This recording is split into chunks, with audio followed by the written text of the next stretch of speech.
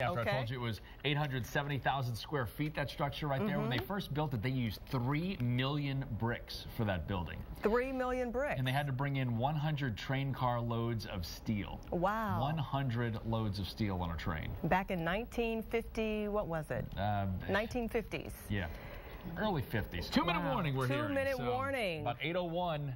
You're going to see from that shot right there. We are less than 1 minute away from the live implosion of the Grand Palace Hotel right here in New Orleans.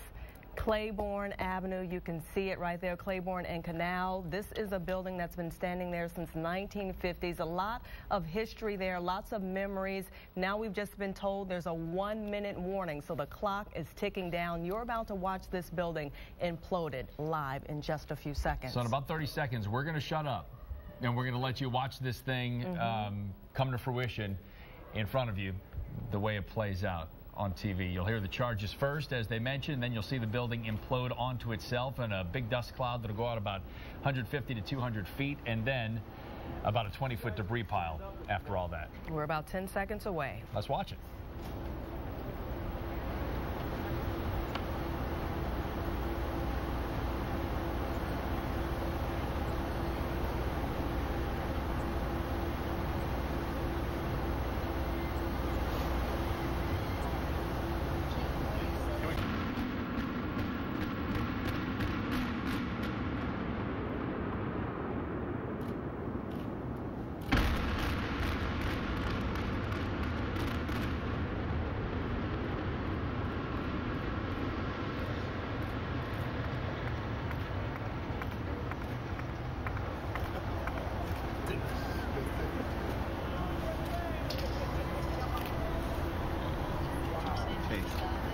Drop. Wow, you just saw it live right here on WDSU News this morning. Just seconds ago, the Grand Palace Hotel imploded. You can see the huge cloud of dust still lingering behind. We're told it's going to be about 15 minutes before all of this dust settles. But once again, the Grand Palace Hotel imploded live right here on the air. That was easy, wasn't it? That was easy. That thing, I don't even know if that took 8 seconds for the whole thing to fall on itself. I was about to say it felt like about 5 seconds. And you saw the charges as advertised, and look at, there's some immediate debris right there on top of the interstate. Look at that. Yeah. So that was not supposed to happen. No. During this implosion. That's some debris on the interstate that fell from the building. 95% of this implosion was supposed to fall onto itself. But that is a big piece of debris that is on the interstate. Gina Swanson is there right now and has a good look at this. Gina, what does that look like if you can make that out at all on the interstate? We do know that there was supposed to be a huge debris pile that was supposed to implode in on itself. The way it seems right now is some debris did make it onto the interstate. It looks like possibly steel beams that may be on the interstate are very close. It's hard to see with all of the dust if it actually is on the roadway, but I can say from where we are right now at the two-lane parking garage, we felt the vibrations over here. We also could see a few of the buildings shake. It's unclear exactly if that was what was anticipated to happen, but definitely we see crews walking along the ground just trying to check out exactly what is going on. As we mentioned, 10 to 15 minutes for all the dust to settle. It'll probably be that long before crews can actually make their way to the interstate to see exactly what happened there with the debris.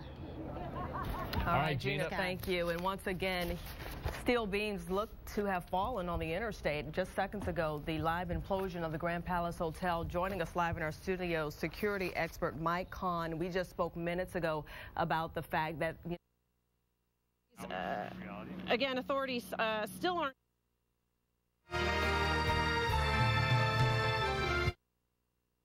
Tomorrow morning.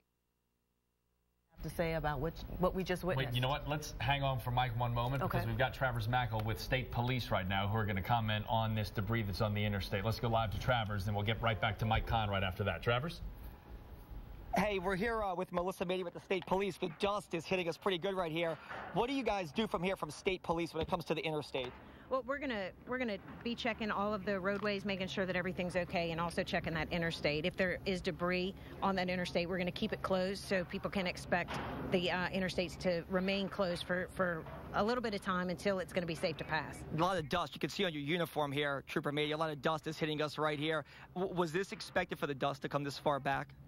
I do believe it was, and in the area, I think they had it specifically out. They knew how far the dust was going to go. So, again, I think this is expected. All right, Melissa Mady with State Police. Once again, you can see what's going on in the interstate. And like she said, State Police will check this out. But the dust, just so you know where we are, we're here at Galvez and Canal, the old Cox Cable building, and the dust hit us pretty good here about 10 seconds ago.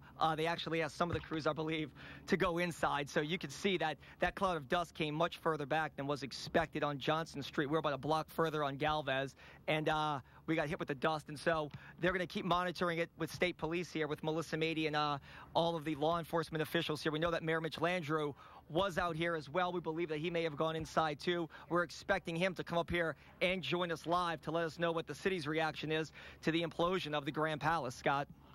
All right, Travers Mackel, thanks for that update from here's another look at the implosion that happened just moments ago, about 8:01, 8:02 right here on WDSU. You see the charges go, and then the building itself goes in very short order. And then right after that, we saw that piece of debris immediately end up what appears to be right between I-10 east and westbound. Doesn't appear to actually be on the road from this vantage point, but right in between. Who knows if it's actually touching or a little bit is on either side. But right now it looks like the majority of that debris is in between those two roadways. And joining us live in our studio this morning again, Mike Hahn, security expert, as we take a live look at this shot of these beams between the interstate here. What does this say about the safety of the interstate? Again, this is something that they're certainly going to have to take a look at and see how close it did come to the interstate. This is why they took so many precautions as far as measuring the blast, the amount of force that would be pressed against the interstate or next to it. So this is all something that DOT had planned for, and they plan to go up there and take those measurements back and then clear it back from the interstate and make sure everything is safe for the people. Is this something that we mentioned that this company had never operated or conducted an implosion this close to an interstate before? Today was the first day. Is there something they should have done differently?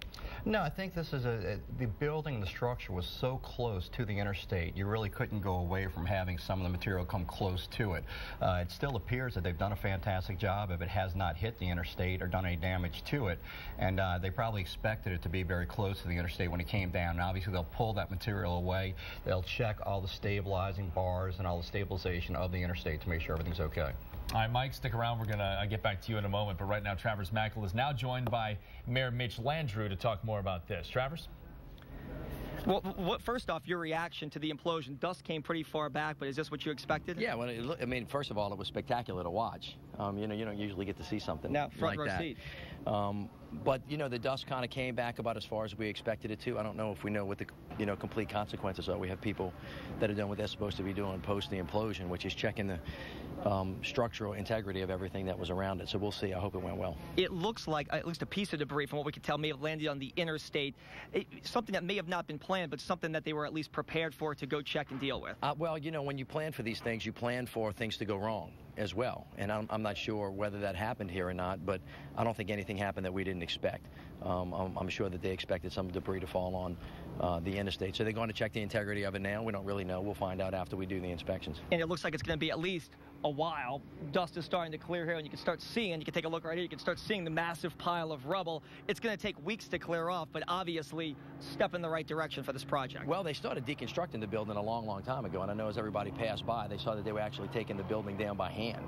You know, so now this is the last piece of it. Now they'll finish deconstructing and then clear the site. I've been waiting for that building to go away for a long time, so I'm happy it's gone. Final question. I know that your EOC Director, Jerry Sneed, is coordinating with state police as well as state officials right now. I take it they're meeting right now to kind of walk the property, walk the premise, and see what's going on. Right. You know, the protocol was to plan for a long, long time, which they did, was to have the implosion today, and then now they're meeting to make sure that all the proper protocols are followed. It's a multi-jurisdictional program that we had today, so they're working on it right now. They actually have people checking the structural integrity of the interstate as we speak. They have people